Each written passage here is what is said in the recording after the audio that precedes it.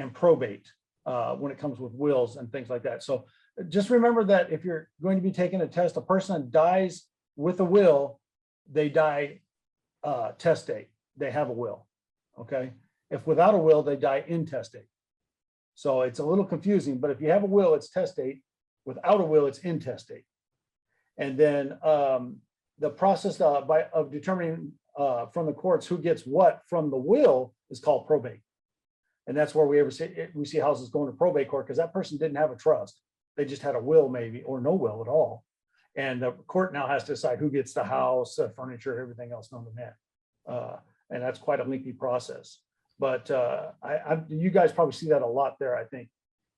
Yeah, we do. It's a big retirement community here. And this is one thing too, like I said, this is on the test a lot. And this is one of those things that got in my head that I still have over all these years.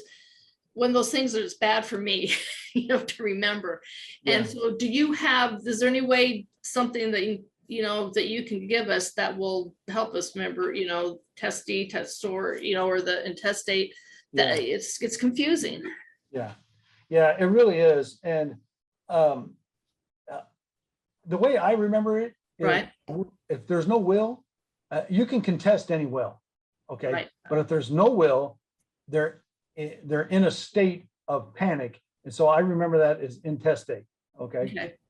Because that means there's no will, and there's definitely going to be, if there's a family, probably a fight over everything. Okay.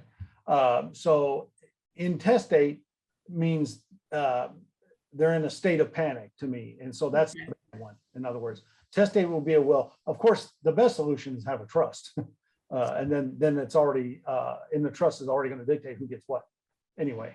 But I think the best thing people can do is if they know an estate attorney or anything like that, to get with one and really get these definitions down, because it can be very confusing. And even afterwards, we don't use it that much.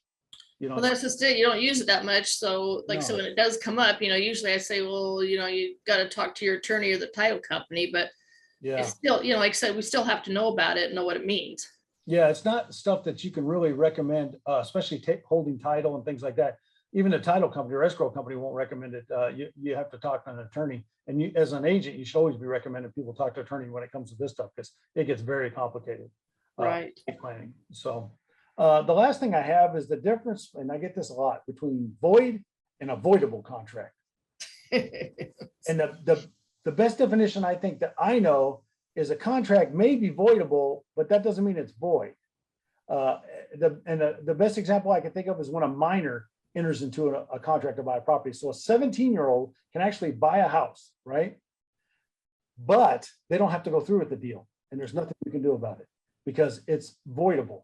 But if he wants to go through and buy it, he can. You just can't hold it to him. So it's not automatically void unless he voids it. The minor voids it. Is the best way I can. I think that. Again, I guess the way to put it is it's a voidable contract, but it's not void until the minor cancels it. Right. So there's a possibility that the person can choose to do so. Yeah. But they don't have to if they're fine and comfortable with it. Right. Like with the minor, that's the best thing is, you go into the contract saying I'm a minor, but I want to buy this house. But then maybe a parent or an aunt and uncle are saying, hey, are you sure this is, you're going to be in this for long term? You're just young, you're going to be going to college. Do you want this or not? And they might talk them out of it. And of course, that person, he can go back and say, gosh, I'm not 18. I'm not really held to this. I want to back out. Right. And you have to let them out. Right. Yeah. So, but most times they'll probably go through with it. Like I said, so it's voidable until it's closed. But. And then or until he voids it, and then it is. So the other example, the best example I know of a void contract is, let's say there's a exclusive right to sell listing on a property, and a principal or the broker dies in the transaction. So if one of the sellers dies, or the seller dies, or the broker dies, that contract is now void. Period. Right. It's not voidable; it's void. Okay. And then the estate has to be worked out on who can come back, or maybe it might have to go through probate to figure out who's going to sell it. We don't know. The only thing I think that people question on that sometimes is, I just said a principal or the broker. Well, people ask me all the time in class, well, what about the agent? Sorry, but it doesn't matter. Yeah, that's true. And the listing, too bad. The broker just assigns another agent. Person that's doing all the work, it's, oh, well. Yeah, listings are owned by the broker, and of course the seller owns the house. So that's the people involved in that contract. So, okay, well, thanks for joining us today on transfer of ownership, and we'll see you in the next class.